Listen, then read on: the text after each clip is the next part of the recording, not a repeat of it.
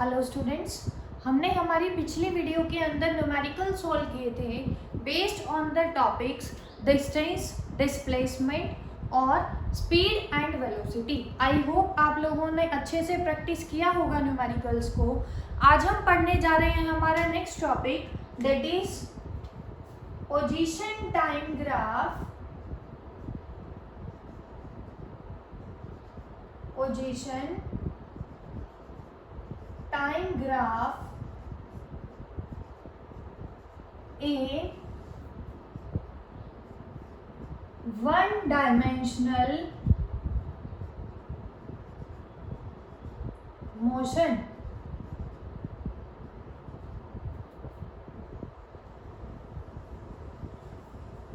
तो हमारा टॉपिक क्या है आज का? पोजीशन टाइम ग्राफ हम पढ़ने जा रहे हैं किसके अंदर? वन डायमेंशनल मोशन के अंदर। वन डायमेंशनल मोशन का मतलब हम हमारी पिछली क्लास में पढ़ चुके हैं कि जिसके अंदर क्या होगा, हमारे पास सिर्फ एक कोऑर्डिनेट चेंज होगा, तो उसको हम क्या बोलते हैं? One dimensional motion.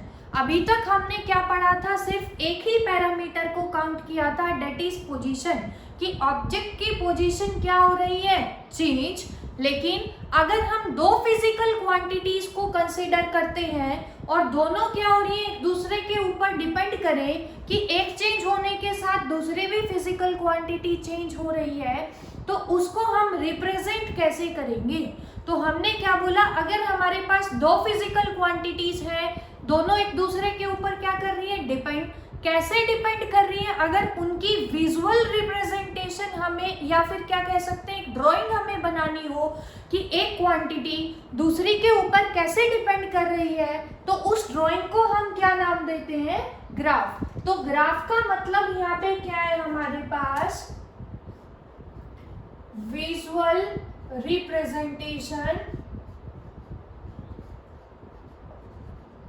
Visual representation, और क्या बोल सकते हैं हम? पिक्टोरियल रिप्रेजेंटेशन,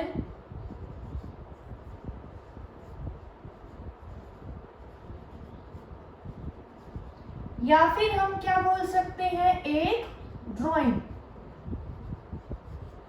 जो क्या रिप्रेजेंट करेगा? विच रिप्रेजेंट्स two quantities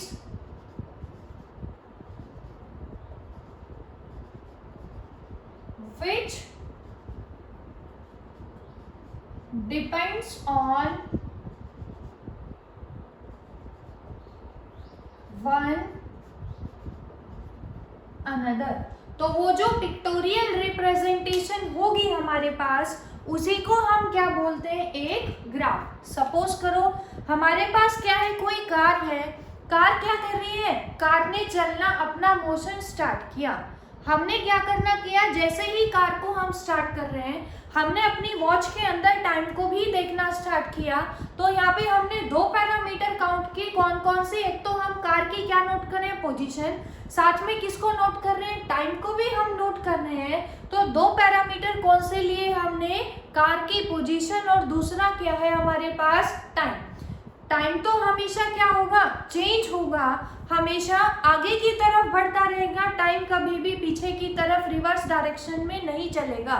लेकिन जैसे जैसे टाइम बढ़ेगा, कार की पोजीशन क्या होगी? टाइम के साथ साथ चेंज होगी। तो कार की पोजीशन टाइम के साथ कैसे चेंज हो रही है, उसकी ड्राइंग को हम क्या बोलेंगे? एक graph, that is position time graph. For example, हमें कार की पोजीशन पता है ग्राफ के अंदर, जो ग्राफ हम बना रहे हैं, जो ड्राइंग हम बना रहे हैं, तो कार की पोजीशन भी हमें पता है। दूसरा क्या पता है? कार का टाइम पीरियड। तो हम यहाँ से क्या क्या क्वेश्चन पूछ सकते हैं? एक तो हमसे ग्राफ के अंदर पूछ सकते हैं कार का पोजीशन टाइम ग्राफ हमें पता है।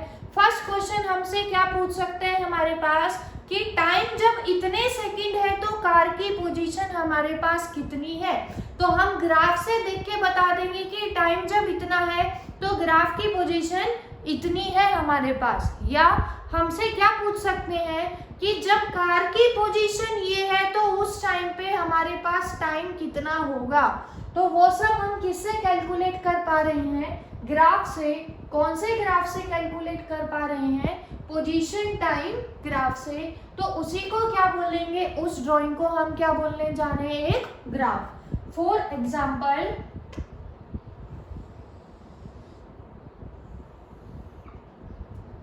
अब जो हमारे पास ग्राफ है, ध्यान से देखेंगे सभी, ग्राफ को हम कैसे रिप्रेजेंट करेंगे? दो लाइन से, एक तो होगी हमारे पास वर्टिकल लाइन, दूसरी होगी हमारे पास हॉरिजॉन्टल लाइन।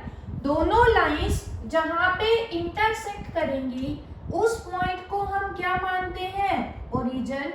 और दूसरा इसका नाम क्या हमने पढ़ा हुआ है अपनी प्रीवियस क्लासेस में? Reference point.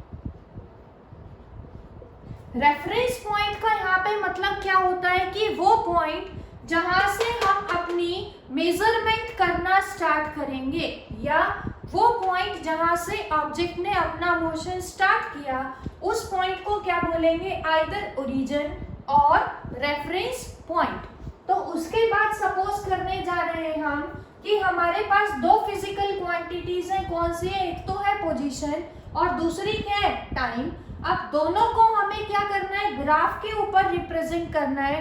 अब सबसे पहला क्वेश्चन आता है कि पोजीशन और टाइम में से किसको हॉरिजॉन्टल लाइन पे ड्रॉ करेंगे और किसको वर्टिकल लाइन पे ड्रॉ करेंगे। तो इसके लिए हमें पता होना चाहिए कि हमारे पास जो फिजिकल क्वांटिटीज है वो कितनी टाइप की है। जो वेरिएबल है, फिजिकल क्वांटिटी का जो वेरिएबल है वो कितनी टाइप का है हमारे पास? एक तो कौन सा होता है? Dependent variable.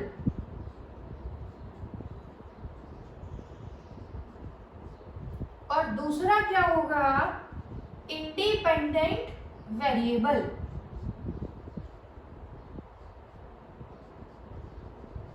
सबसे पहले देखो, फिजिकल क्वांटिटी वेरिएबल का मतलब क्या है कि कोई फिजिकल क्वांटिटी क्या हो रही है? चेंज। तो उसी को हमने दो टाइप में किया है। वो जो वेरिएबल है जो चेंज हो रहा है उस फिजिकल क्वांटिटी का, दो टाइप का पढ़ेंगे। एक तो होगा डिपेंडेंट, दूसरा क्या होगा? इंडिपेंडेंट। तो इंडिपेंडेंट वेरिएबल का मतलब क्या है कि फिजिकल क्वांटिटी ऐसी क्वांटिटी जो क्या हो रही है? चेंज हो रही है, वो किसी और पैरामीटर के ऊपर डिपेंड नहीं कर रही। लेकिन डिपेंडेंट वेरिएबल के अंदर जो फिजिकल क्वांटिटी का चेंज हो रहा है वो डिपेंड कर रही है किसके ऊपर? इंडिपेंडेंट वेरिएबल के ऊपर क्या करेगी? वो डिपेंड करेगी। तो उसको हम क्या बोलेंगे? Dependent variable. फॉर एग्जाम्पल, हमारे पास कार है, कार हमारी किसके अंदर है? मोशन में। तो एक तो पैरामीटर कौन सा ले रहे हैं हम? कार की पोजीशन। दूसरा क्या ले रहे हैं कि कार की पोजीशन चेंज हो रही है किसके साथ? टाइम के साथ। अब हमें बताना है कार की पोजीशन और टाइम के अंदर कौन सा वेरिएबल डिपेंडेंट है और कौन सा इंडिपेंडेंट है। ध्यान से देखेंगे सभी, कार की पोजीशन और टाइम में से बताना है कौन सा डिपेंडेंट एंड कौन सा इंडिपेंडेंट। तो हमने पढ़ा हुआ है कि जो टाइम है हमारे पास वो क्या होगा? कॉन्टिन्यूअसली अपने आप चेंज होता रहता है, वो किसी भी क्वांटिटी के ऊपर डिपेंड नहीं करता। तो टाइम हमारे पास यहाँ पे कैसा वेरिएबल है? इंडिपेंडेंट वेरिएबल, क्योंकि टाइम कभी भी नहीं रुकता। सिमिलरली कार की जो पोजीशन है वो चेंज हो रही है, किसके साथ चेंज हो रही है? टाइम के साथ। तो इसका मतलब क्या है? कार की पोजीशन डिपेंड कर रही है किसके ऊपर? टाइम के ऊपर। तो जो पोजीशन है वो कैसा वेरिएबल है हमारे पास? Dependent variable. तो ये हमने पढ़ा कि जो वेरिएबल्स हैं दो टाइप के, dependent variable and independent variable. Dependent क्या होंगे? जो किसी दूसरी क्वांटिटी के ऊपर डिपेंड करेंगे। लेकिन इंडिपेंडेंट क्या होंगे? जो दूसरी क्वांटिटी पे डिपेंड नहीं करेंगे। अब हम किसका ग्राफ बनाने जा रहे हैं? Position time graph. तो टाइम कैसा है? Independent variable. ग्राफ के अंदर हमेशा याद रखेंगे, ग्राफ की डेफिनेशन होती है ये कि ग्राफ क्या है हमारे पास? पिक्टोरियल रिप्रेजेंटेशन और विजुअल रिप्रेजेंटेशन किसका, दो क्वांटिटीज का जो दोनों क्या कर रही है, एक दूसरे के ऊपर डिपेंड कर रही हैं, सच दैट, इसी के आगे ऐड करेंगे such that independent variable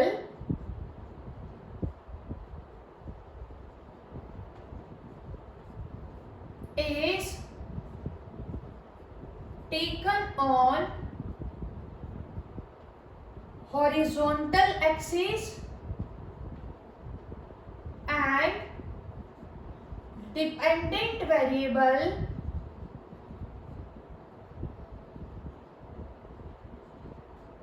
is taken on vertical axis.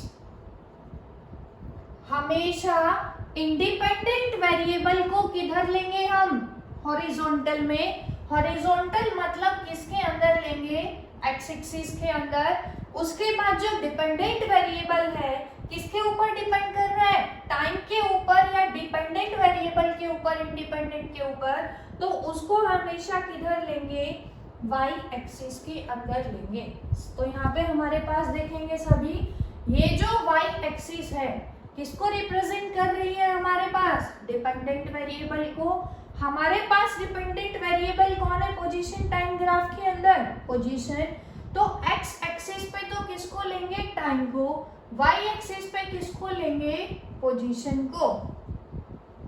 Position को हम किससे रिप्रेजेंट करेंगे, सिंबल x के साथ। सिमिलरली x पे कौन सा लेना है, independent variable that is time, किससे रिप्रेजेंट करेंगे, x एक्सिस के अंदर। अब ध्यान से देखेंगे, जो पोजीशन है ऊपर वाली वैल्यू कंपोनेंट क्या बता रही है, वर्टिकल एक्सिस।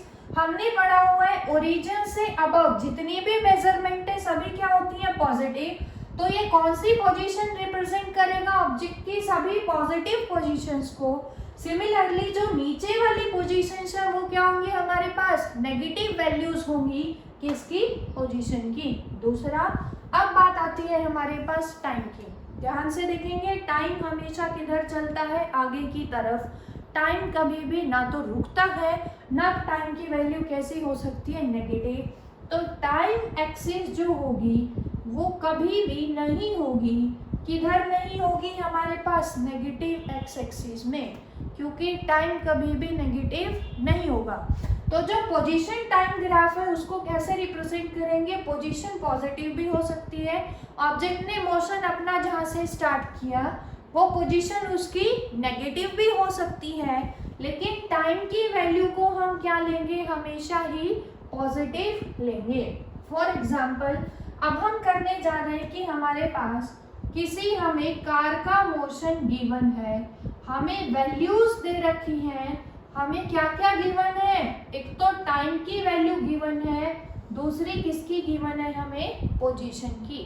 ग्राफ के अंदर हमेशा ये जो हम रिप्रेजेंट करेंगे डिपेंडेंट वेरिएबल और इंडिपेंडेंट वेरिएबल को कैसे करेंगे, नोटेशन के साथ ब्रैकेट में हमेशा उसकी यूनिट्स को मेंशन करेंगे।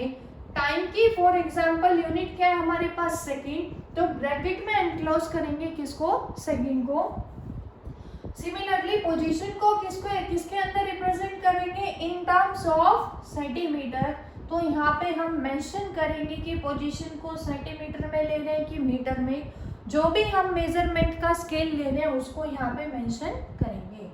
फॉर एग्जांपल, हमें टाइम की वैल्यू, कार का जो मोशन हम कंसीडर कर रहे हैं, इनिशियल टाइम हमें कितना गिवन है, 0। टाइम जब 0 सेकेंड है तो पोजीशन भी हमें गिवन है कितनी, 0।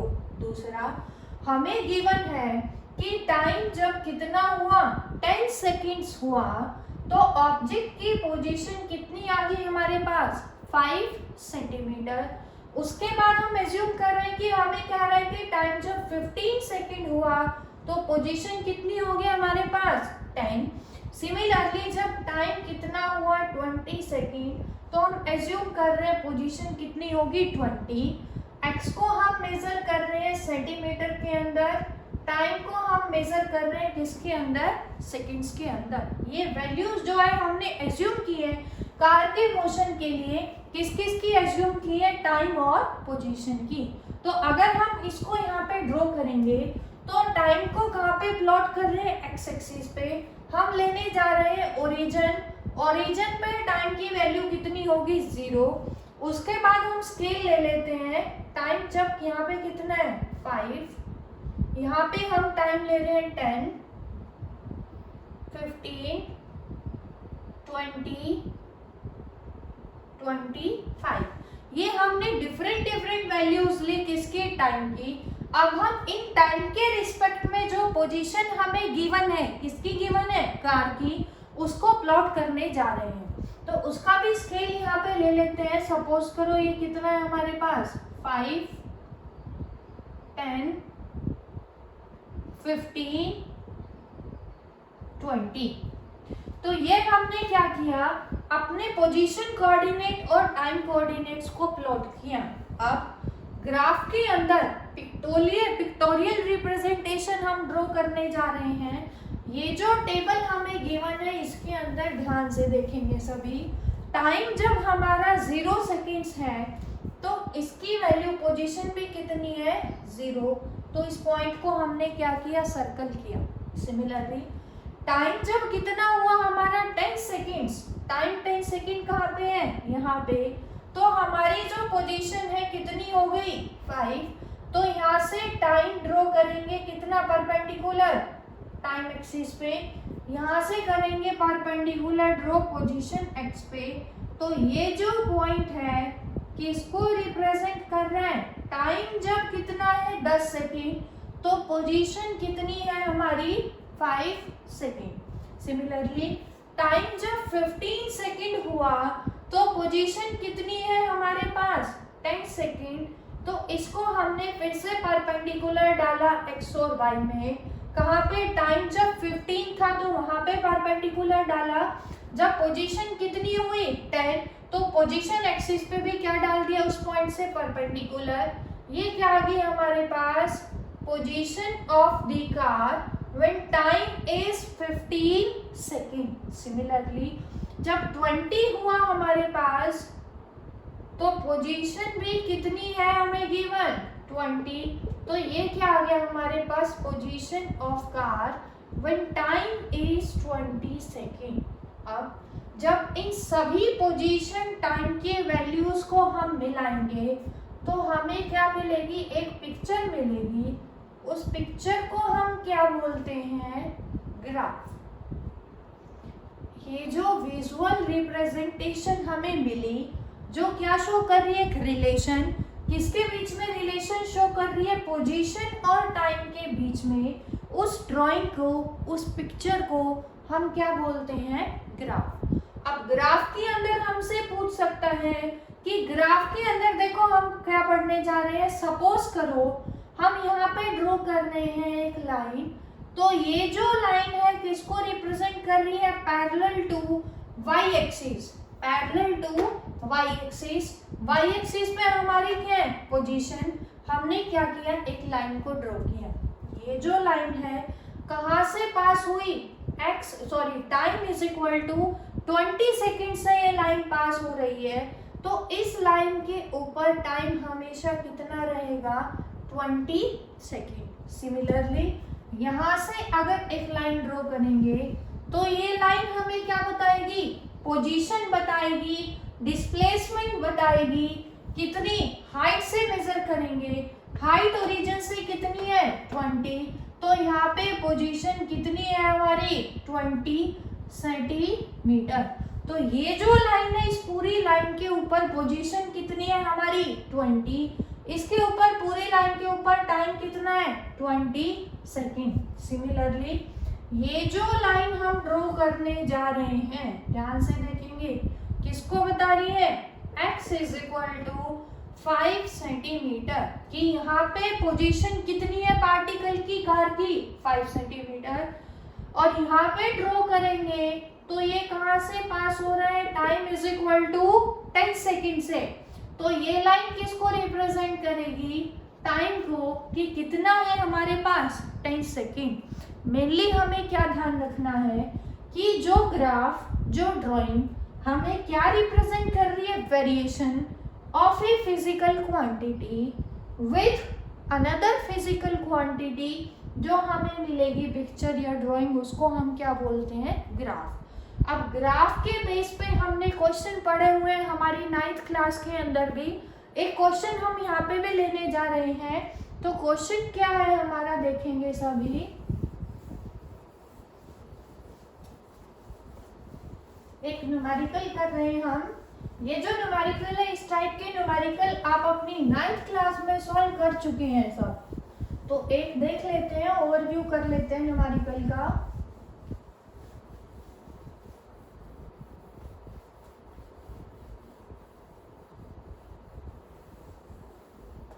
क्वेश्चन हमें क्या गिवन है? Let there are 2 students A and B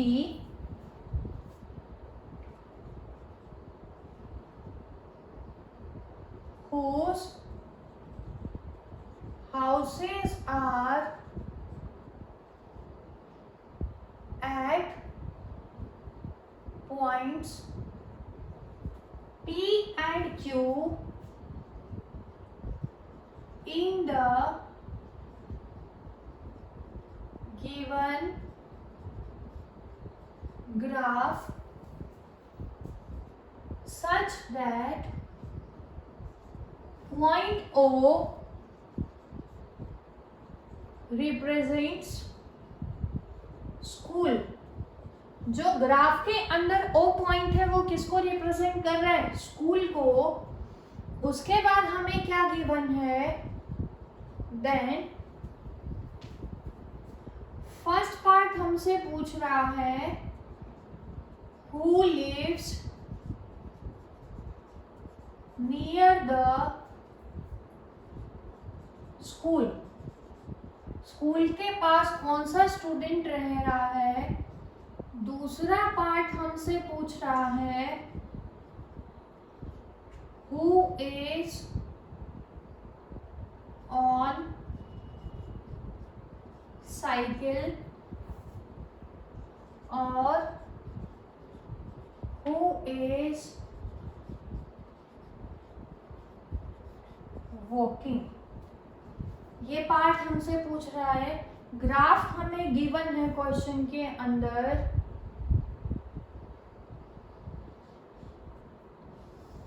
एक पार्ट और ले लेते हैं यहाँ पे क्वेश्चन के अंदर हम, third part. Who travels faster। तीनों केसेस हमने यहाँ पे कंसिडर कर लिए। अब ध्यान से देखेंगे, हमें गिवन है position time graph. Position x time t। हमें क्वेश्चन के अंदर गिवन है, ये ग्राफ भी हमें गिवन है कि जो O पॉइंट है हमारा ग्राफ के अंदर वो किसको रिप्रेजेंट कर रहा है? हमारे पास स्कूल को रिप्रेजेंट कर रहा है। दो स्टूडेंट्स हैं हमारे पास, student A and student B। उनके घरों की पोजीशन, स्टूडेंट A का हाउस कहाँ ले दे रखा है हमें? पॉइंट P पे। स्टूडेंट B का हाउस हमें दे रखा है किसी पॉइंट Q पे। उसके बाद हमें दोनों की जो ग्राफिकल है रिप्रेजेंटेशन या ड्राइंग गिवन है, हमें क्या गिवन है? हमें A, दूसरा हमें गिवन है B। ये ग्राफ हमें गिवन है। अब ग्राफ से हमें बताना है कि हमारे पास देखो फर्स्ट पार्ट क्या पूछ रहा है? Who lives near the school, कि ए और बी में से कौन सा बच्चा स्कूल के पास रह रहा है या किसका घर स्कूल के पास है। कैसे करेंगे क्वेश्चन को? किसका घर स्कूल के पास है, किसका घर दूर है, हमें कैसे पता चलेगा? घर के पोजीशन से। किसके रिस्पेक्ट में? With respect to school. अब ध्यान से देखेंगे हम, पोजीशन स्कूल से कहां से मेजर करेंगे? In the form of height. ध्यान से देखेंगे। हाउस की पोजीशन स्टूडेंट्स के कैसे मेजर करेंगे on Y axis, that is in terms of height. Height किसकी ज्यादा है हमारे पास स्कूल से, क्यू की हाइट ज्यादा है, मतलब क्यू की पोजीशन ज्यादा है किसके कंपैरिजन में, पी के घर के, पी घर के कंपैरिजन में। पी जो हाउस है किसका है, ए का, तो इसकी जो डिस्टेंस है या इसकी पोजीशन है कम हाइट पे है, तो इसका मतलब पी क्या होगा, किसके क्लोजर है, क्लोजर टू द स्कूल। शायद सबको समझ आ गया होगा। पोजीशन को मेजर कर रहे हैं किसके रिस्पेक्ट में, स्कूल के टर्म्स में, तो जिसकी पोजीशन दूर होगी उसका घर दूर होगा, जिसकी पोजीशन कम होगी विद रिस्पेक्ट टू स्कूल उसका घर क्या होगा, पास। तो फर्स्ट पार्ट का आंसर हमारे पास क्या आएगा यहाँ पे, ए लिव्स नियर द स्कूल। अब सेकेंड पार्ट में हमसे पूछ रहे हैं who is on cycle and who is walking, कि कौन पैदल चल के स्कूल से घर जा रहा है और कौन क्या कर रहा है, साइकिल से जा रहा है। तो कैसे देखेंगे, देखो इसको, हमारे पास क्या है कि जो स्टूडेंट ए है वो कितने टाइम में पहुंचेगा ए पॉइंट पे, जब टाइम इतना होगा हमारे पास तब वो कहां पे पहुंच रहा है, ये इसके पैरेलल है। ये किसका घर है हमारे पास, पी का, ये ए का घर पी, ये बी का घर क्यू। तो ए को स्कूल से घर जाने के लिए कितना टाइम लगा, ये जो टाइम है हमारे पास फ्रॉम ओ टू दिस, इसको हम क्या लेते हैं, T1। बी को जाने के लिए कितना टाइम लग रहा है, इसको मान लेते हैं हम T2। अब इन दोनों टाइम में से किसकी वैल्यू ज्यादा है, टाइम जो T1 है हमारे पास वो क्या है, T2 से बड़ा। इसका मतलब ए ने घर पे जाने के लिए ज्यादा टाइम लिया, तो ए धीरे चल रहा है, इसका मतलब वो पैदल जा रहा है। लेकिन बी ने क्या किया, कम टाइम लिया घर पे जाने के लिए, तो बी किस पे जा रहा है, साइकिल पे। तो आंसर क्या आएगा, B is on cycle and A is walking. Third part करने जा रहे हैं हम। थर्ड पार्ट में हमसे ये पूछा है हु ट्रेवल्स फास्टर। अब ध्यान से देखेंगे, यही है हमारे पास, फास्टर कौन ट्रेवल करेगा, जिसको कम टाइम लगेगा घर जाने में। कम टाइम किसको लग रहा है घर जाने के लिए, बी को कम टाइम लग रहा है, तो आंसर क्या आएगा, बी ट्रेवल्स फास्टर। क्वेश्चन को ध्यान से देखेंगे, ये जो क्वेश्चन है किसके ऊपर बेस्ड है, कि हमें कोई भी पोजीशन टाइम ग्राफ गिवन होगा, उस ग्राफ को देखते हुए हमसे क्वेश्चंस पूछे जाएंगे, उन्हीं का आंसर हमें देना था।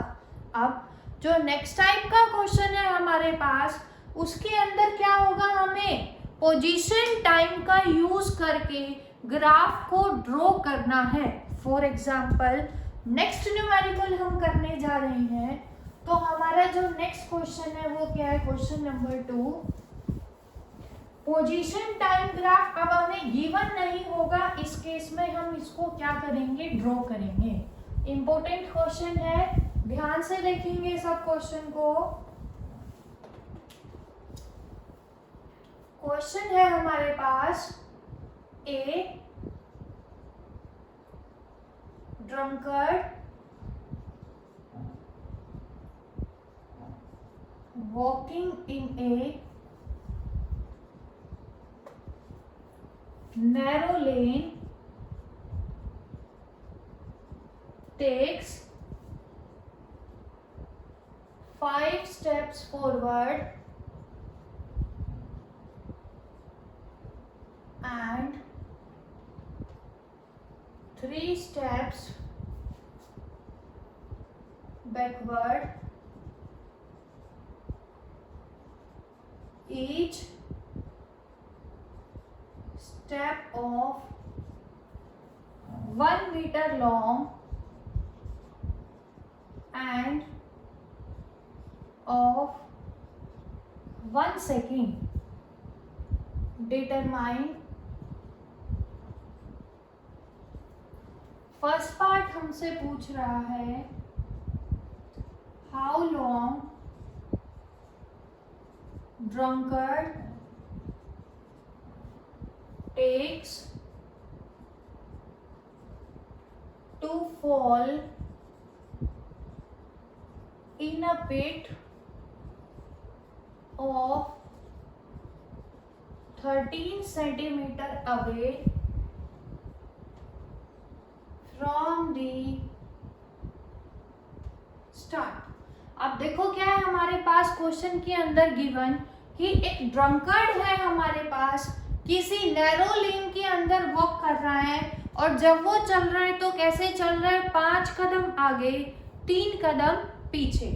जो एक स्टेप है उसका कितने मीटर लॉन्ग है, 1 मीटर लॉन्ग, और एक स्टेप को लेने के लिए टाइम भी उसको कितना लग रहा है, 1 सेकेंड।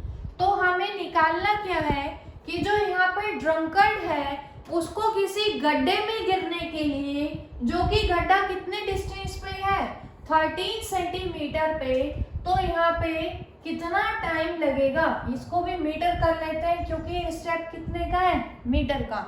तो हमने क्या लिया कि गड्ढा उसको 13 मीटर पे कहाँ पे है, वो फ्रॉम द स्टार्टिंग पोजीशन पे, तो कितना टाइम उसको लगेगा। क्वेश्चन को सब ध्यान से समझेंगे। देखो क्या है हमारे पास फर्स्ट पार्ट के अंदर, फर्स्ट पार्ट करने जा रहे हैं हम। ड्रंकर्ड ने 5 स्टेप्स तो किधर मूव किया, फॉरवर्ड। ध्यान से समझेंगे सभी, ये हम 5 स्टेप मूव किए, 1 2 3 4 5 स्टेप वो आगे चला, उसके बाद 3 स्टेप वापिस कहाँ आ गया, पीछे, 3 पीछे आ गया, तो ये कितना हो गया, खत्म हो गया। तो टोटल स्टेप वो कितने चला, 2। कब, जब 5 स्टेप आगे लिए, 3 स्टेप पीछे लिए, तो टोटल मूव कितना किया उसने, 2 स्टेप। एक स्टेप कितने का है, 1 मीटर का, तो उसके 8 स्टेप, 5 तो इधर गया, 3 वापिस आया, तो टोटल नंबर ऑफ स्टेप्स कितने हो गए, 8 स्टेप्स। 8 जब वो स्टेप ले रहा है तो कितना डिस्टेंस ट्रेवल कर रहा है वो, 1 दैट इज 2 मीटर। हमें क्या बताना है कि यहाँ पे उसको कितना टाइम लगेगा, दैट इज हमें टाइम कैलकुलेट करना है। ध्यान से देखेंगे, 8 स्टेप है, एक स्टेप कितने देर का है, 1 सेकेंड का, तो इसका मतलब 8 सेकेंड जब हुआ टाइम, तो पोजीशन हमारी कितनी थी, 2 मीटर। ध्यान से देखेंगे, तो ये जो हम टेबल बनाने जा रहे हैं, हम किसके बीच में बनाने जा रहे हैं, टाइम, दूसरा पोजीशन। हमें क्या निकालना है, वो टाइम जब ड्रंकर्ड किसी गड्ढे में गिरेगा। गड्ढा कहाँ पे है, 13 metre away from the start. अभी उसने 8 स्टेप लिए, तो वो कितना चला, 2 मीटर। उसके बाद 8 पूरे होने के बाद 5 आगे, 3 के बाद अब क्या करेगा, फिर से कहाँ चलेगा, 5 कदम आगे। ध्यान से देखेंगे, अब चलेगा वो 5 स्टेप फॉरवर्ड। 5 कदम आगे चलेगा तो घड़ी तो हमेशा फॉरवर्ड डायरेक्शन में चलेगी, घड़ी कभी भी रिवर्स में नहीं चलेगी, घड़ी कभी भी उल्टी नहीं चलेगी। तो टाइम की वैल्यू, चाहे वो फॉरवर्ड स्टेप ले चाहे बैकवर्ड स्टेप ले, टाइम की वैल्यू हमेशा क्या होगी, इंक्रीज होगी। ध्यान देखें सभी, 5 स्टेप जब वो आगे चलेगा तो कितनी देर लगेगी उसको, 1 सेकेंड में एक स्टेप चल रहा है तो 5 सेकेंड। 5 कदम और, पहले कहाँ पे था, 8 सेकेंड पे, तो अब टाइम कितना हो गया, +5 करोगे तो टाइम इज 13 सेकेंड। 5 कदम आगे चला तो 5 मीटर चलेगा, पहले कहा था 2 पे, 2 + 5 कितना आ जाएगा हमारे पास, 7 मीटर। सिमिलरली 5 कदम आगे, अब वो किधर मूव करेगा, 3 स्टेप्स बैकवर्ड, तो अब क्या आएगा, 3 स्टेप बैकवर्ड। टाइम तो कभी बैकवर्ड में नहीं चलेगा, टाइम की वैल्यू क्या होगी, इंक्रीज। पहले 13 था, 3 सेकेंड और चला, वो चाहे कहीं भी चले, आगे चले चाहे पीछे, टाइम क्या होगा, इंक्रीज। 3 सेकेंड इंक्रीज हो गया तो टाइम कितना आ गया अब हमारे पास 16 सेकेंड। 3 स्टेप बैकवर्ड चला तो जहां पे वो था पोजीशन 3 कदम पीछे आ जाएगा। 3 कदम पीछे आएगा तो 7 - 3 कितना बचेगा 4 मीटर। फिर से रिपीट करेगा प्रोसेस को 5 कदम आगे की तरफ। कब तक चलेगा ऐसे वो, जब तक उसकी पोजीशन क्या ना आ जाए 30 मीटर ना आ जाए। ध्यान से देखेंगे 5 स्टेप्स फॉरवर्ड, 5 कदम आगे, टाइम 5 सेकेंड और बढ़ेगा 21 सेकेंड। 5 मीटर आगे तो कितना आ जाएगा 9 मीटर। अब 3 स्टेप फिर से कहा जाएगा पीछे, 3 पीछे तो टाइम तो 3 बढ़ेगा, कितना हो गया 21 + 3 24 सेकेंड। लेकिन 3 पीछे आएगा 9 - 3 पोजीशन क्या आ जाएगी उसकी 6 मीटर। फिर से 5 स्टेप फॉरवर्ड, टाइम कितना आ जाएगा 24 + 5 दैट इज 9 सेकेंड। 5 आगे 6 + 5 11 मीटर पे वो हमारे पास पहुंच जाएगा। फिर से 3 स्टेप बैकवर्ड तो टाइम कितना होगा 29 + 3 32 सेकेंड। 3 स्टेप्स बैकवर्ड पीछे आएगा तो कहाँ पे आ गया वो 8 मीटर पे। फिर से 5 स्टेप्स फॉरवर्ड चलने जा रहे हैं, फॉरवर्ड चलेगा 5 तो टाइम आ गया 37 सेकेंड। 5 स्टेप आगे तो डिस्टेंस कितनी आ गई हमारी 13 मीटर। ध्यान से देखेंगे टाइम जब 37 सेकेंड हुआ तो ड्रंकार्ड की पोजीशन क्या है 13 मीटर दैट इज वो गड्ढे के अंदर गिर गया। तो ये क्या आ गया हमारे पास, हमने क्या करी पोजीशन और टाइम की वैल्यू नोट की। अब यहाँ पे हमसे पूछा क्या था, how long the drunkard takes to fall in a pit 13 metre away from the start, कितना टाइम लगा।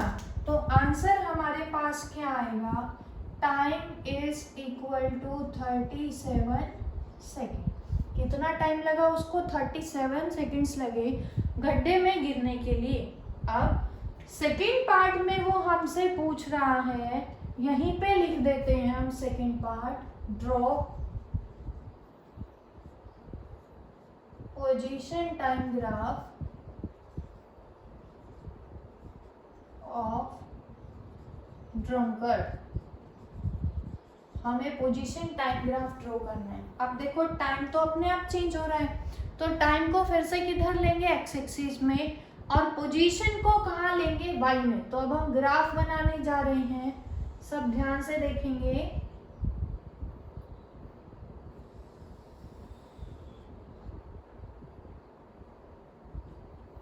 एक्स एक्सिस में कौन आएगा टाइम, वाई में कौन आएगी पोजीशन।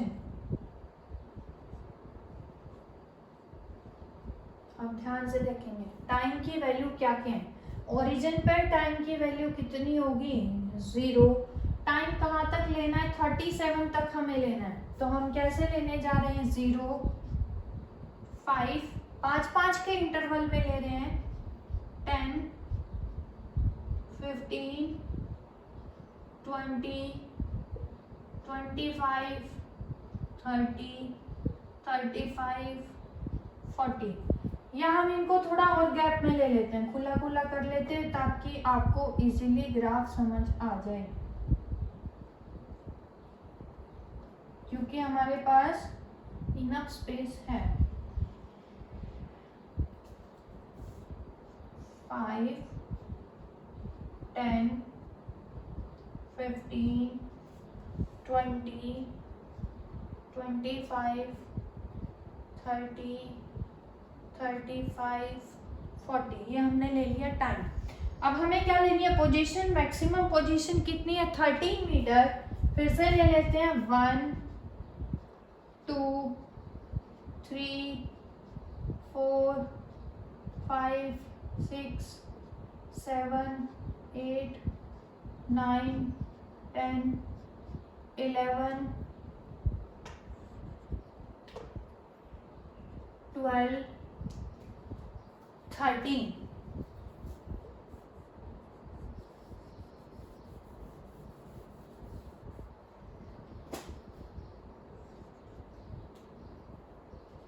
ये हमारे पास क्या आगे पोजीशन की वैल्यू फ्रॉम 1 to 13। अब ध्यान से देखेंगे, टाइम जब 8 सेकेंड है तो पोजीशन कितनी है 2 मीटर।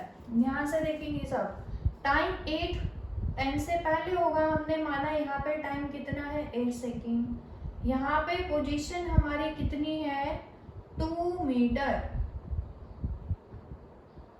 ये आगे हमारे पास इनिशियल पोजीशन।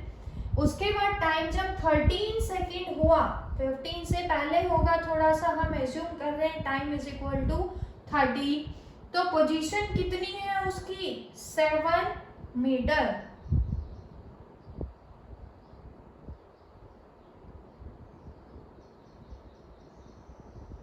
उसके बाद क्या है हमारे पास टाइम इज इक्वल टू 16, तो पोजीशन कितनी है हमारी दैट इज 4। 15 से जस्ट एक पॉइंट आगे ले लिया हमने। उसके बाद क्या है time is equal to 21 second, तो पोजीशन कितनी है 9।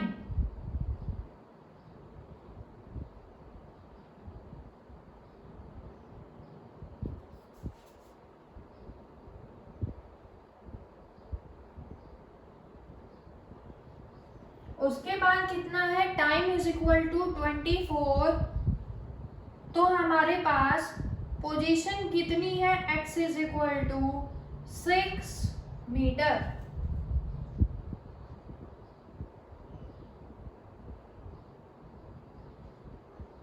उसके बाद क्या है time is equal to 29 seconds, position हमें गिवन है हमारी 11 मीटर।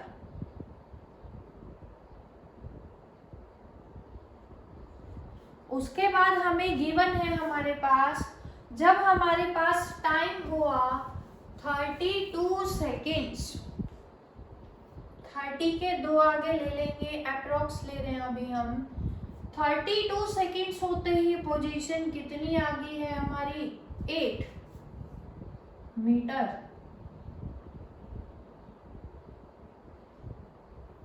लास्ट क्या है हमारे पास time is equal to 37 seconds जब हुआ, तो जो ऑब्जेक्ट है कहाँ पहुंच गया गड्ढे के पास। गड्ढा कितनी दूरी पे था हमारे पास 13 मीटर। तो अब इन सभी को जब हम ड्राइंग बनाएंगे मिलाकर, तो ध्यान से देखेंगे सभी, ड्राइंग हमें कैसे मिलेगी।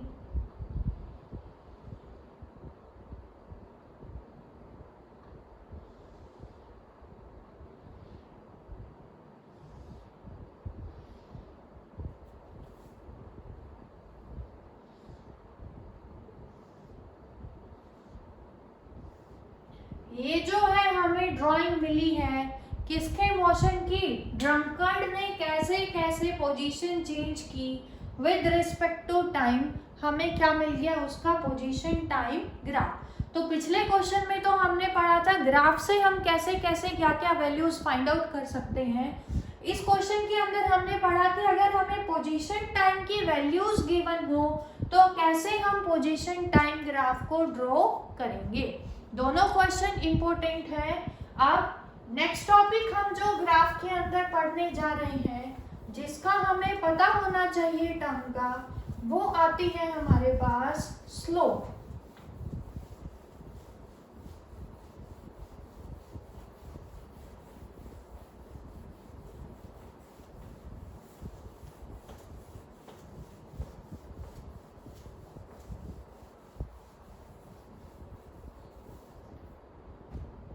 तो नेक्स्ट टॉपिक पढ़ने जा रहे हैं हम स्लोप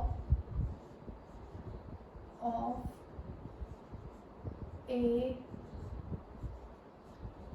ग्राफ। स्लोप हमने पढ़ा हुआ है हमारी 9th क्लास के अंदर। स्लोप का मतलब देखो हमें कैसे पढ़ेंगे इसके अंदर, सपोज करो हमें गिवन है दो ऑब्जेक्ट्स का मोशन ए और बी का मोशन, इनमें से हमसे पूछ रहा है कि किसका स्लोप ज्यादा होगा। तो जो स्लोप है कैसे निकालते हैं? एंगल से। जिसका एंगल बड़ा होगा उसका स्लोप भी क्या होगा? बड़ा। फॉर एग्जाम्पल यहाँ पे थीटा किसका ज्यादा है हमारे पास? थीटा बी कौन है? ज्यादा बना रहा है एज कंपेयर टू ए, तो स्लोप ऑफ बी क्या होगा? बड़ा होगा स्लोप ऑफ ए से। मैथमेटिकली फिजिक्स के अंदर जो स्लोप है उसको हम मेजर करते हैं bye tangent theta. Slope of a graph is measured by tangent theta। Tangent theta से निकालेंगे हम। कैसे निकालेंगे? यहाँ से परपेंडिकुलर ड्रॉ करेंगे दोनों केसेस के अंदर। तो कैसे निकालेंगे? टेंजेंट थीटा का फॉर्मूला हमने पढ़ा हुआ है क्या? That is perpendicular by base. Perpendicular by base. और हम क्या बोल सकते हैं? टेंजेंट थीटा को वर्टिकल कंपोनेंट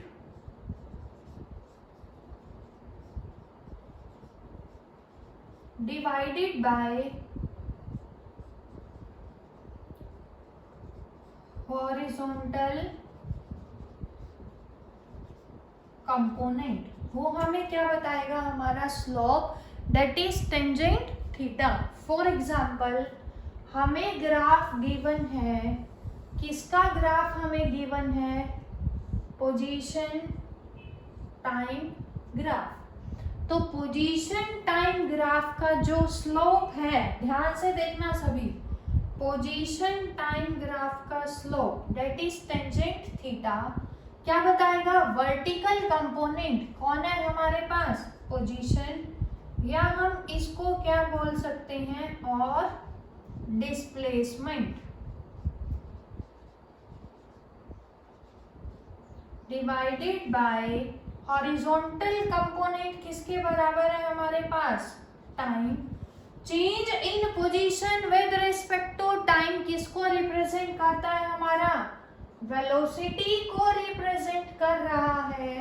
तो slope of position time graph हमेशा किसको रिप्रेजेंट करेगा? वन डायमेंशनल मोशन के अंदर वेलोसिटी को रिप्रेजेंट करेगा। याद रखेंगे, एक नंबर में आपको पता होना चाहिए, किसी भी ग्राफ का हमें स्लोप निकालना है। जरूरी नहीं है कि ग्राफ पोजीशन और टाइम के रिस्पेक्ट में ही हो, ग्राफ वेलोसिटी और टाइम के बीच में हो सकता है। 9th क्लास में आपने पढ़े होंगे डिफरेंट ग्राफ्स। सिमिलरली एक्सेलरेशन और टाइम के बीच में भी हो सकता है। उसके अलावा फॉर एग्जांपल हम स्प्रिंग ले रहे हैं, स्प्रिंग को हम क्या कर रहे हैं? फोर्स लगा के क्या कर रहे हैं? इधर कंप्रेस कर रहे हैं, तो स्प्रिंग की डिस्प्लेसमेंट हो रही है। कब? जब हम उस पर क्या लगा रहे हैं? फोर्स। तो ग्राफ किसके बीच में भी हो सकता है? फोर्स और डिस्प्लेसमेंट के भी बीच में हो सकता है। तो उनका जो स्लोप है कैसे निकालेंगे? परपेंडिकुलर बाय बेस से, या फिर हमेशा वाई एक्सिस में जो कंपोनेंट है divided by component along x axis, वो क्या बताएगा हमें? Slope that is tangent theta. Position time graph के स्लोप की बात हमने की तो हमें क्या मिला? तो जो स्लोप है वो हमें क्या बता रहा है? Velocity of the object. तो यहाँ से हमने पढ़ा कि स्लोप बताएगा हमें वेलोसिटी। किसका स्लोप? पोजीशन टाइम ग्राफ का। फॉर एग्जाम्पल हमारे पास दो ऑब्जेक्ट हैं ए और बी, दोनों में से किसका स्लोप ज्यादा है? जिसका एंगल क्या होगा? बड़ा होगा। अब एंगल किसका बड़ा है? ए का। तो इन दोनों में से ए का slope, slope of A is greater than slope of B. तो स्लोप के बारे में भी आप सबको पता होना चाहिए। अब हम ड्रॉ करने जा रहे हैं different graphs in one dimensional motion. Different graphs in 1D motion।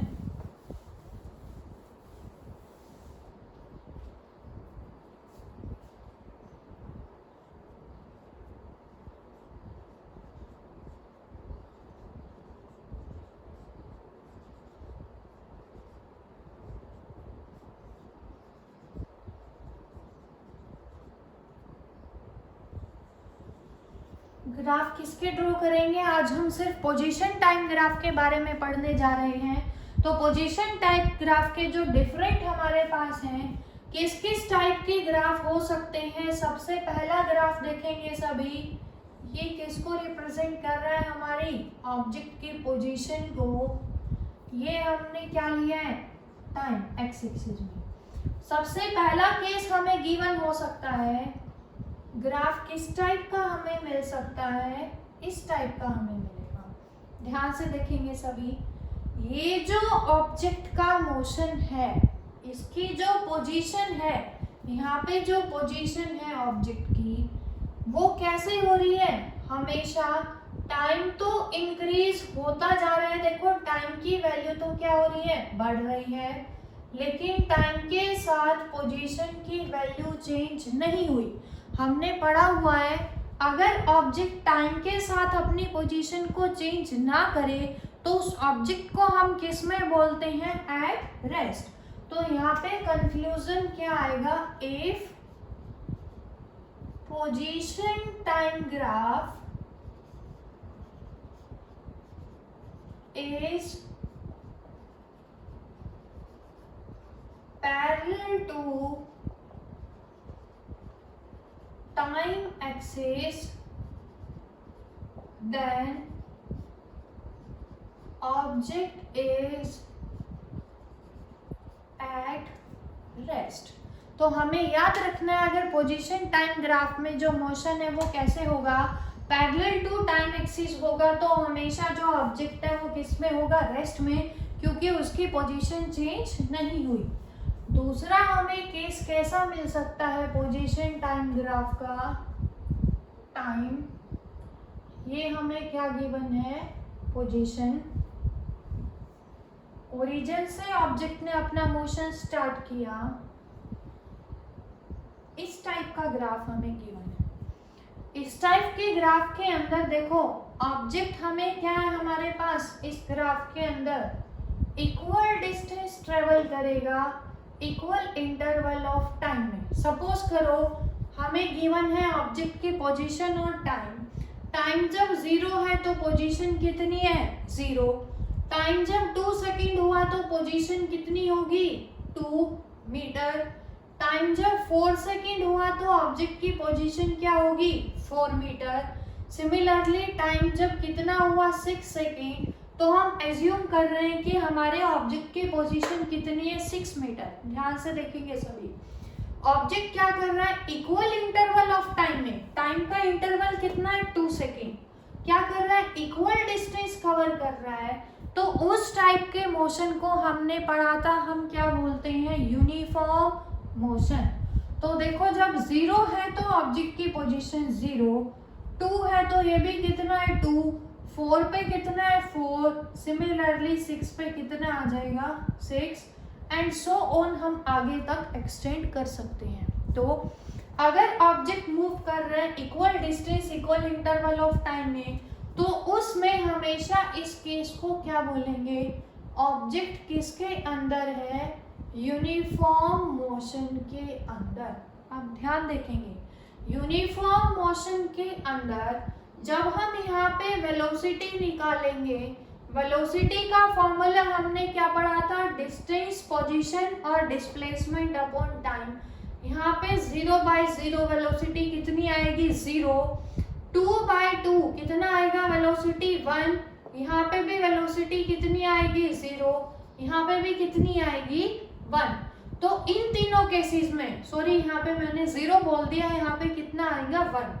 तो ऑब्जेक्ट ने अपना मोशन स्टार्ट करने के बाद मूव कर रहा है किसी कांस्टेंट पॉजिटिव वेलोसिटी से। तो यहाँ से क्या हम कंक्लूजन निकालेंगे? ऑब्जेक्ट इज मूविंग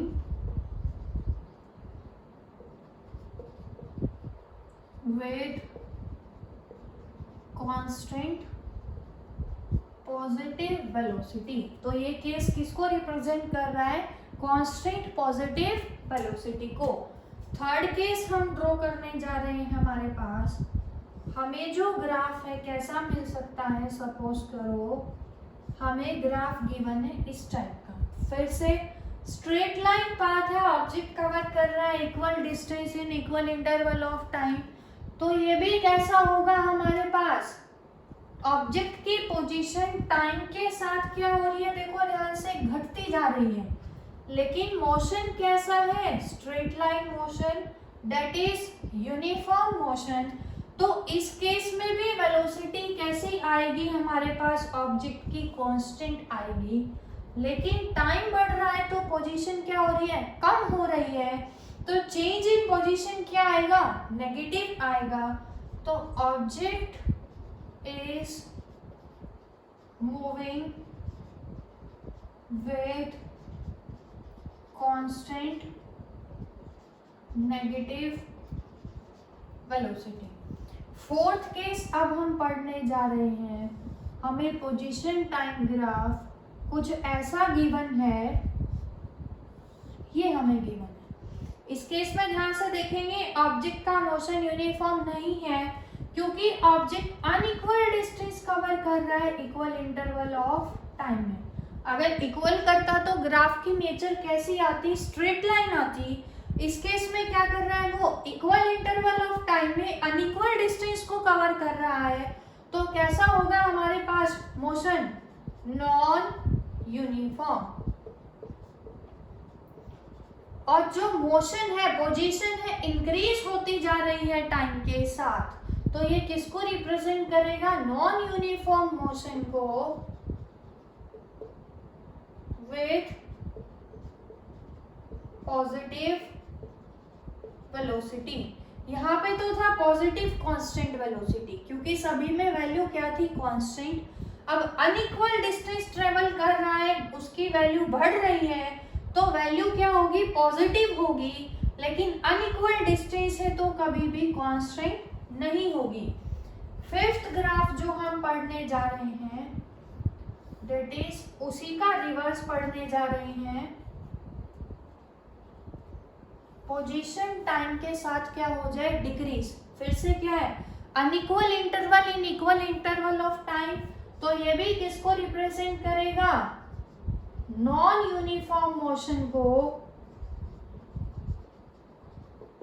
वेलोसिटी कैसी होगी, नेगेटिव होगी, लेकिन कांस्टेंट नहीं होगी।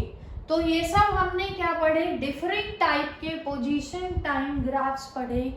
सिमिलरली एक और केस देख लेते हैं, हमारे पास हमें क्या गिवन है, एक्स टी, दो ऑब्जेक्ट का मोशन हमें गिवन है ए, दूसरा हमें गिवन है बी।